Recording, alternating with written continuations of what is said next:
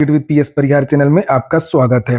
सुबह की इस वीडियो में ऐसी सूचनाएं होती हैं जो विभिन्न समाचार पत्रों पर छपी हुई होती हैं और विद्यार्थियों के लिए आवश्यक होती हैं। तो आइए शुरू करते हैं और देख लेते हैं कि आज के समाचार पत्रों में विद्यार्थी जीवन से संबंधित कौन कौन सी सूचनाएं हैं। आगे बढ़ने से पहले एक सूचना है उन विद्यार्थियों के लिए जो विद्यार्थी बिहार पीसीएस की तैयारी कर रहे हैं अथवा यूपी पीसीएस की तैयारी कर रहे हैं। वे सभी अभ्यर्थी यूपी पीएससी वाला के इस प्लेटफॉर्म पर आकर के अपनी तैयारी पूरी कर सकते हैं। यहाँ पर भारत के सर्वश्रेष्ठ शिक्षकों की टीम है जो आपको स्टडी करवाएगी, गाइडेंस देगी, मार्गदर्शन देगी और इस प्लेटफॉर्म पर आपको वो सारी चीजें मिलेंगी जो तैयारी करने के लिए आवश्यक होती है, जैसे live videos, recorded videos, daily class notes, doubt clearing session, PYQ analysis, current affairs इत्यादि। और इस कोर्स की जो फीस है वो बहुत कम रखी गई है। ये प्रीलिम्स और मेंस का फाउंडेशन बैच है पीसीएस के लिए और फीस है मात्र 4,499 रुपए। इसमें आप लोग एक कोड का प्रयोग कर सकते हैं PSP 500, तो आप लोगों को 500 रुपए की अतिरिक्त छूट भी मिल जाएगी।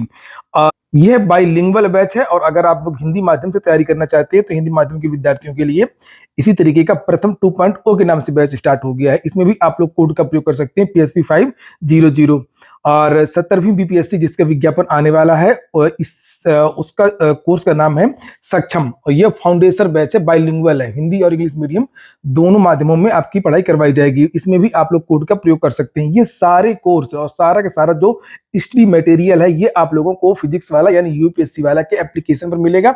एप्लीकेशन की लिंक मैंने डिस्क्रिप्शन बॉक्स और कमेंट बॉक्स में उपलब्ध करा दी है। एप्लीकेशन में आप लोगों को और अधिक जानकारी और विभिन्न कोर्स इत्यादि के बारे में जानकारी मिल जाएगी।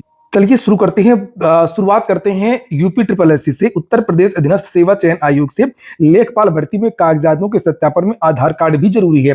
अधीनस्थ सेवा चयन आयोग ने लेखपाल के 8,085 पदों की भर्ती परीक्षा की संशोधित उत्तर कुंजी जारी कर दी है और इसके अनुसार 1596 नए अभ्यर्थी शॉर्टलिस्ट किए गए हैं। इनके कागजातों का सत्यापन 14 से लेकर के 16 दिसंबर तक लखनऊ स्थित आयोग के कार्यालय में होगा और आयोग के सचिव अवनीश सक्सेना ने बताया कि अभ्यर्थी सभी संबंधित दस्तावेजों की मूल प्रति, छाया प्रति व फोटो के साथ उपस्थित हों। इसके साथ ही अभ्यर्थियों को आधार कार्ड भी लाना अनिवार्य होगा। और वास्तव में कल ये 3 नोटिस देर शाम को जारी हुई थी जिसे आप लोग यहाँ पर देख सकते हैं और यही सूचना समाचार पत्रों के माध्यम से दी गई है। तो हम लोग सीधे नोटिस ही देख लेते हैं। तो यहाँ अब परीक्षाओं का दौर भी शुरू हो रहा है। ये देख सकते हैं एक आशु लिपिक मुख्य परीक्षा जो स्टेनो की भर्ती आई थी उसके बारे में भी ये नोटिस जारी हो गई है और यहाँ पर देखिए लिखा हुआ कि जो स्टेनो के 333 पदों पर जो विज्ञापन जारी हुआ था 17 अक्टूबर से लेकर के 6 नवंबर तक ऑनलाइन आवेदन हुए थे।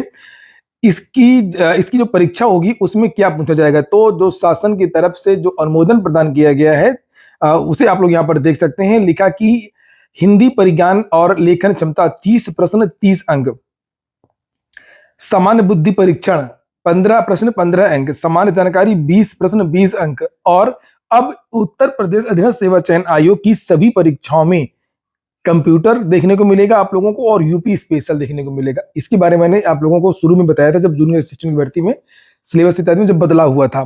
तो यहाँ पर देखिए कंप्यूटर के 15 प्रश्न 15 क्वेश्चन और उत्तर प्रदेश इस प्रकार से 100 प्रश्न और 100 अंक और ये 2 घंटे का समय विद्यार्थियों को मिलेगा। ये प्रारूप है। और यूपी स्पेशल तो अब पीसीएस की मेंस में भी आ गया है। तो यूपी का गांव गांव चप्पा चप्पा पूरा पढ़ डालिए। लेखपाल भर्ती के बारे में तुमने देख ही लिया है और यहाँ पर ये नेत्र परीक्षण अधिकारी, ये देखिए अब ये जो परीक्षा का पाठ्यक्रम वगैरह जब जारी हो रहा है तो इसका मतलब है कि आपकी जो परीक्षाएं वो जल्द होंगी। अमूमन जब ये पाठ्यक्रम जारी होता है तो महीना 1.5 महीना बाद लगभग ये परीक्षाएं होती हैं। तो इसी तरीके से जो नेत्र परीक्षण अधिकारी की सीधी भर्ती आई थी 157 पदों के लिए, तो इसका भी जो प्रारूप वगैरह है जो अनुमोदन सरकार की तरफ से प्रदान किया गया है उसे आप लोग यहाँ पर देख सकते हैं। तो ये इस तरीके का ये पेपर है सामने आपके, ये सिलेबस है। और यहाँ पर आप लोग विषयगत ज्ञान, तो ये विषयगत सब्जेक्ट का है, ये स्पेशल 65 क्वेश्चन 65 नंबर के। लेकिन ये जो 2 चीजें 35 नंबर की लगभग हर भर्ती में रहती हैं तो वो चीजें यहाँ पर भी है। कंप्यूटर के 15 क्वेश्चन 15 नंबर, उत्तर प्रदेश 20 अंक 20 नंबर। ठीक है, बदलाव किया गया है। अब हिंदी को टाटा बाय बाय कर दिया गया है यूपी SSSC की तरफ से। पहले हिंदी और गणित वगैरह आया करती थी, तो ये बहुत बड़ा बदलाव है। मतलब यूपी SSSC ने समझ लिया है कि अब जो ये विद्यार्थी है इनको हिंदी ऑलरेडी आती है, हिंदी क्या पूछना है। और नीचे यहाँ पर ये नेगेटिव नंबर के बारे में भी लिखा हुआ है।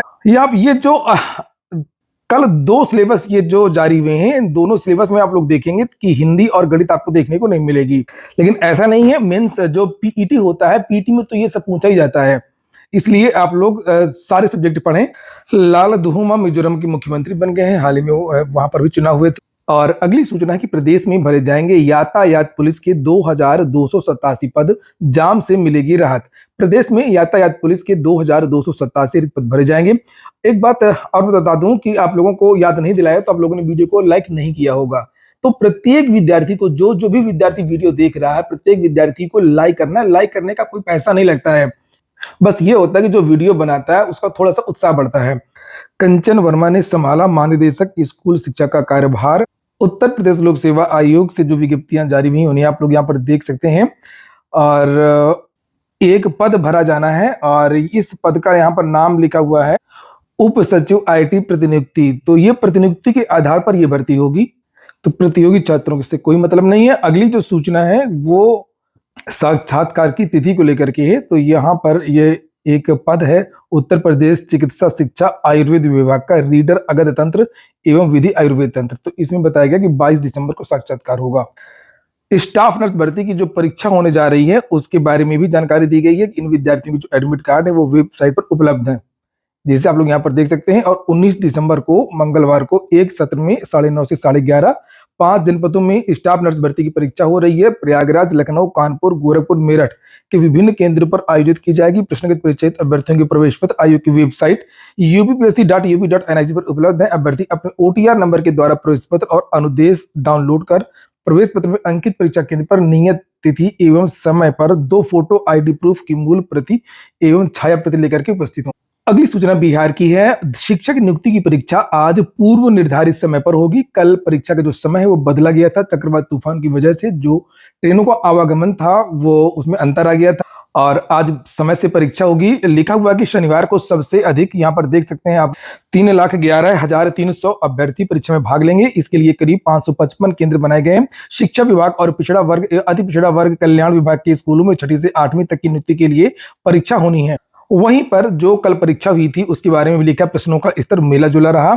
शुक्रवार को 2,23,506 अभ्यर्थियों की परीक्षा थी। शिक्षा विभाग और पिछड़ा वर्ग 9वीं 10वीं और अनुसूचित जाति कल्याण विभाग के 6ठी से 8वीं तक के लिए परीक्षा हुई। माध्यमिक में 9वीं और 10वीं के अलग अलग विषयों की परीक्षा के प्रश्नों का स्तर अलग अलग रहा। दूसरे दिन लगभग 95% विद्यार्थियों ने परीक्षा दी थी। सीतामढ़ी के एक परीक्षा केंद्र की कल की जो परीक्षा है वो रद्द कर दी गई गणित की, और ये जो रद्द परीक्षा है वो अब 15 दिसंबर को होगी। बिहार में ग्रामीण कार्य विभाग में 2261 पदों पर नई भर्ती भी होनी है, उसके बारे में भी जानकारी दी गई है। बुजुर्ग महिलाओं को 8 मार्च से बसों में मिल सकता है मुफ्त सफर का तोहफा। उत्तर प्रदेश सरकार ने हाल ही में घोषणा की थी कि उत्तर प्रदेश में जो 60 साल से ऊपर की महिलाएं हैं वो निःशुल्क यात्रा रोडवेज में कर सकेंगी। उसी के बारे में ये सूचना है, लेकिन अभी ये स्पष्ट नहीं हुआ है कि सभी महिलाएं इसमें सफर करेंगी या BPL इत्यादि इस तरीके कोई क्राइटेरिया बनेगा। अधिक जानकारी बाद में सरकार की तरफ से दी जाएगी। पुलिस भर्ती एवं प्रोन्नत बोर्ड ने भी कल एक नोटिस जारी की थी और ये नोटिस थी रेडियो संवर्ग भर्ती की, जिसमें ऑनलाइन जो परीक्षा होनी है उसके बारे में जानकारी दी गई है। रेडियो संवर्ग में कर्मशाला कर्मचारी के 120 पद थे, सहायक परिचालक के 1374 पद थे और प्रधान परिचालकों के 936 पद थे। लिखा हुआ कि इन विद्यार्थियों की लिखित परीक्षा CBT मोड में माह जनवरी 2024 के अंतिम सप्ताह में कराया जाना प्रस्तावित है। तो ठीक है दोस्तों, ये हो गया आज का वीडियो आपको अच्छा लगा हो, आपके काम का हो तो लाइक अवश्य कर दिया कर। जिन छात्रों ने चैनल को सब्सक्राइब ना किया हो सब्सक्राइब भी कर लें। पूरा वीडियो सुनने के लिए बहुत बहुत धन्यवाद।